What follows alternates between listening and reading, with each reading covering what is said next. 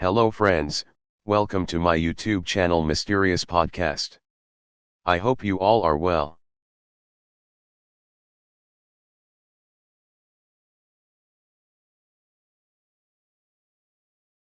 Today you will see the history of the Temple of Amun, the ancient temple of this world.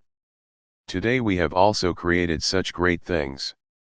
Today we will dig into the history of thousands of years. Let's see the history of Temple of Amun. Temple of Amun. Temple of Amun. The Temple of Amun is an archaeological site at Jebel Barkal in northern state, Sudan. It is situated about 400 kilometers north of Khartoum near Karima. The temple stands near a large bend of the Nile River, in the region that was called Nubia in ancient times. The Temple of Amun, one of the largest temples at Jebel Barkal, is considered sacred to the local population. Not only was the Amun temple a main center of what at one time was considered to be an almost universal religion, but, along with the other archaeological sites at Jebel Barkal, it was representative of the revival of Egyptian religious values. Up to the middle of the 19th century, the temple was subjected to vandalism, destruction, and indiscriminate plundering, before it came under state protection. History of Amun. Construction of the temple occurred in the 13th century BC. The temple's foundation probably occurred during the reign of Thutmose III, while the temple was shaped during his reign and that of Ramses II, especially at the time of the Nabatean Empire. The temple was of great importance for the Kushite kingdom.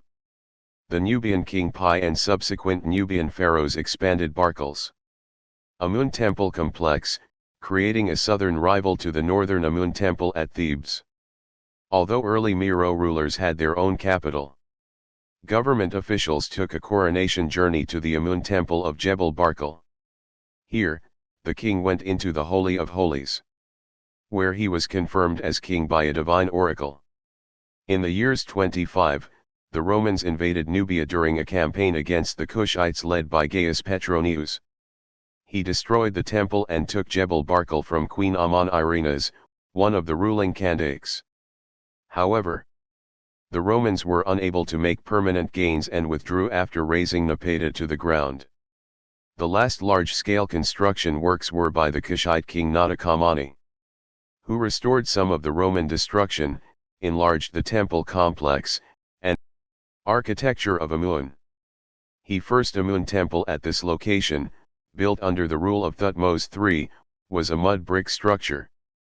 The earliest mention of this temple is in Thutmose III Jebel Barkal stele, referring to it as resting place of eternity.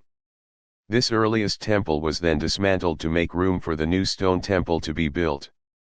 The use of brick-like stone blocks called talatat helped date this expansion to Amenhotep IV, as he invented the bricks and was mainly used during his reign.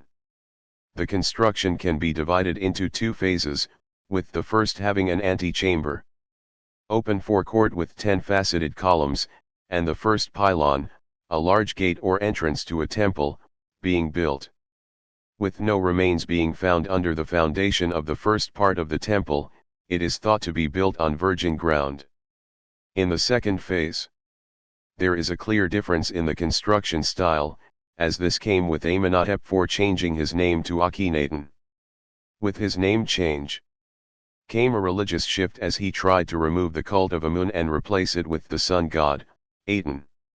This new god was meant to be worshipped in open-air sanctuaries.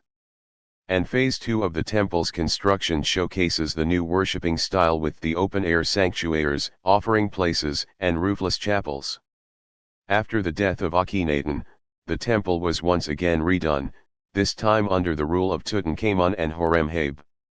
Increasing the length of the original temple, the old pylon was replaced with a white sandstone talatat block pylon with an additional open court. Another notable improvement to the temple was the green glazed tiles that were added to the roof and floor under the portico in front of the pylon. These tiles highlight the importance this temple had and how important the cult of Amun was. During the 19th dynasty reign of Pharaoh Ramesses II, the structure included the second and third pylons, a hypostyle court. A hall with annexes, a chapel, and a pronaos and naos complex. Additions included a second temple behind a pylon, another courtyard, probably without pillars, and several chapels. Ramesses II father, Seti I, is believed to have started these additions to the temple, and was also responsible for the 10 columns that replaced the porticos. A notable temple renovation and enlargement, attributed to Pi, occurred in 3 stages. First, the old temple was strengthened by a wall and another small portico. For the second step, a large hall with 50 columns was built. Only the pillars, foundation walls, and entrances were made of sandstone, the remaining walls were of unbaked bricks. Lastly, Pi built a large farm, which was also decorated with columns. The court and the portico each had its own pylon. The whole temple complex became over 150 meters long.